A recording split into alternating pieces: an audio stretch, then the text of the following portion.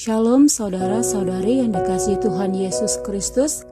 Saat ini kita akan merenungkan kebenaran firman Tuhan dengan tema menjadi pemberita Injil Kristus yang terdapat dalam Roma pasalnya yang pertama ayat yang ke-16 sampai ayat yang ke-17. Saudara-saudari yang dikasihi Tuhan, surat Roma merupakan surat yang dituliskan oleh Rasul Paulus kepada jemaat yang ada di kota Roma. Surat ini bukan sekedar sebuah surat, tetapi merupakan uraian teologis.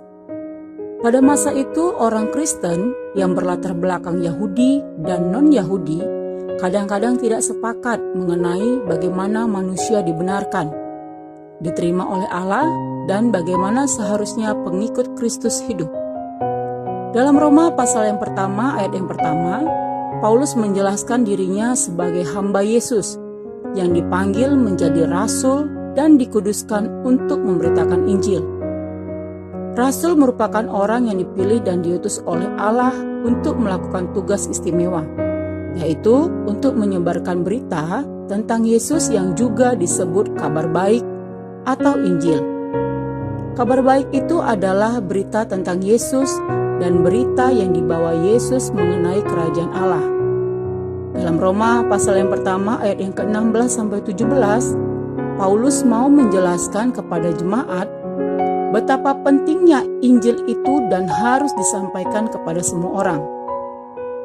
Kita akan belajar beberapa poin mengenai bagaimana menjadi pemberita Injil Kristus. Yang pertama, keyakinan terhadap Injil, ayat yang ke-16 bagian A. Dalam terjemahan NIV, ayat 16a menjelaskan bahwa Paulus mengatakan, "Saya tidak malu dengan Injil." Hal ini menyiratkan bahwa terkadang ada alasan atau situasi tertentu yang membuat seseorang malu terhadap Injil. Yesus sendiri pernah memperingatkan para pengikutnya untuk tidak malu karena Dia atau firman-Nya. Terdapat dalam Markus pasal yang ke-8 ayat 38. Tanpa dipungkiri, terkadang ada orang yang malu mengungkapkan keyakinannya di depan publik. Ada yang bingung harus memulai dari mana untuk menyampaikan kabar baik itu. Dan ada juga yang takut tertolak karena keyakinannya tersebut. Takut dihina, bahkan takut mengalami penganiayaan jika dia menyampaikan kabar baik kepada orang lain. Saudara-saudari sekalian, Rasul Paulus dalam pelayanannya banyak sekali mengalami penolakan, bahkan penganiayaan. Tetapi Paulus menasihatkan dalam 2 Timotius 2 ayat yang ke-15 agar setiap pengikut Kristus tidak malu dalam menyampaikan kebenaran tentang kabar baik. Mengapa Paulus bisa berkata seperti itu? Karena Paulus merasa bahwa dia adalah orang yang berutang dan harus menyampaikan kabar baik itu kepada semua orang. Roma 1 ayat yang ke-14 sampai 15. Saudara-saudari yang dikasihi Tuhan, kita juga adalah orang yang berhutang. Kita telah menerima keselamatan, maka kewajiban kita adalah menyampaikan kabar baik itu kepada orang lain. Poin yang kedua adalah Injil menyelamatkan setiap orang yang percaya. Ayat 16 bagian B. Saudara-saudari sekalian, Paulus meyakini bahwa Injil adalah kekuatan Allah untuk menyelamatkan setiap orang. Mungkin bagi sebagian orang pemberitaan salib merupakan sesuatu yang bodoh bagi mereka yang akan binasa. Tapi bagi kita yang percaya dan yang akan diselamatkan, pemberitaan itu adalah kekuatan Allah.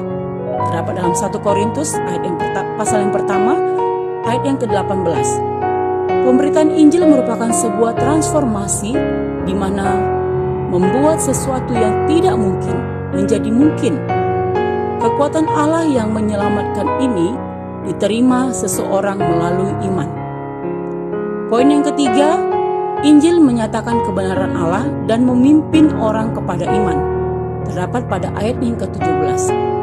Karena keselamatan hanya dapat diterima melalui iman, maka seharusnya tidak ada hambatan atau tantangan dari luar yang dapat dijadikan penghalang untuk pemberitaan Injil.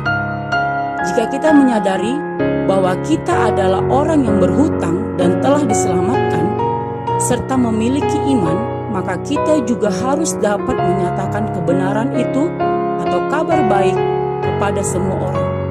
Karena keselamatan disediakan bagi setiap orang yang percaya kepada Tuhan Yesus. Tuhan Yesus adalah kabar baik itu sendiri, atau Dia adalah Injil itu sendiri. Maka kita harus menceritakan siapa Tuhan Yesus yang kita sembah itu kepada orang lain. Demikian firman Tuhan, kiranya Allah Roh Kudus terus memimpin hidup kita dan memampukan kita menjadi alat di tangan-Nya untuk terus memberitakan Injil itu kepada orang banyak. Tuhan Yesus memberkati. Shalom.